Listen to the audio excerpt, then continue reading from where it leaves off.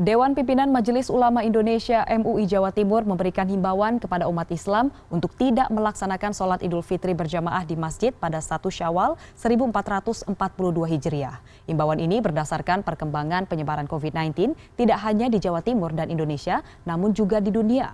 Sementara itu, epidemiolog menyambut positif himbauan ini, namun tetap mengingatkan pemerintah untuk memberikan peraturan yang terpadu antar sektor dalam pengendalian dan pencegahan COVID-19. Imbauan MUI Jatim tersebut tertuang dalam surat nomor 5 MUI JTM 4 2021 tentang menyambut Idul Fitri tahun 1442 Hijriah atau 2021 Masehi. Pertimbangan ini berdasarkan kondisi penyebaran COVID-19 di Indonesia sendiri, khususnya Jawa Timur. Terlebih adanya ancaman penyebaran varian COVID-19 terbaru seperti yang terjadi di India.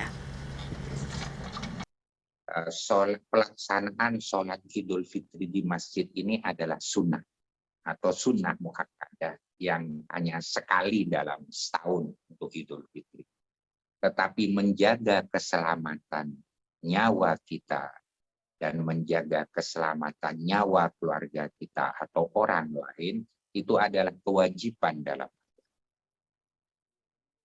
Allah sendiri berfirman, la tulqu biaidikum ila tahlukah. Jangan jatuhkan, jangan jerumuskan dirimu ke dalam kebinasaan. Kemudian Rasulullah juga bersabda dalam sebuah hadis riwayat Imam Abu Dawud dan Tabrani yang juga menjadi qawaidul fiqhiyah, la dororo wala diroro.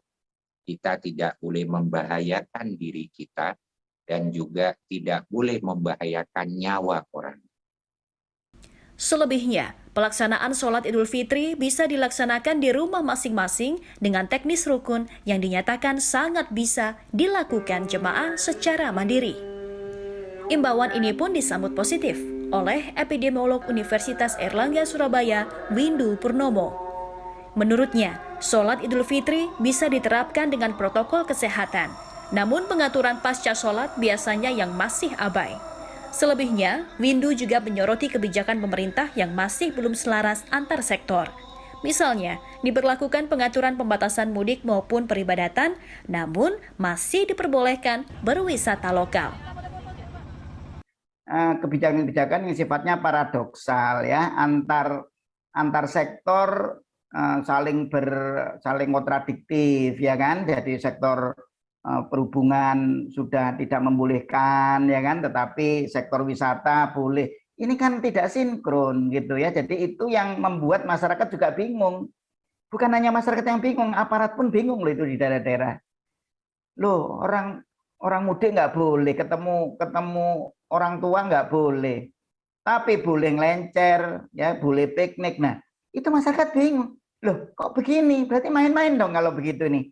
Malah kalau dolan boleh, tetapi bertemu dengan keluarga nggak boleh. Kan aneh jadinya kan. Nah, masyarakat itu melihat bahwa kondisi seperti itu menunjukkan bahwa pemerintah tidak serius. Kalau kita ingin masyarakat itu mempunyai persepsi risiko yang baik, itu dimulai dari pemerintah, ya, yaitu dengan kebijakan-kebijakan yang sinkron, ya, sinkron, tidak saling kontradiktif, dan sesuai dengan prinsip-prinsip tadi pemutusan rantai penularan gitu. Epidemiolog sendiri mengingatkan apa yang terjadi di India bisa terjadi di Indonesia.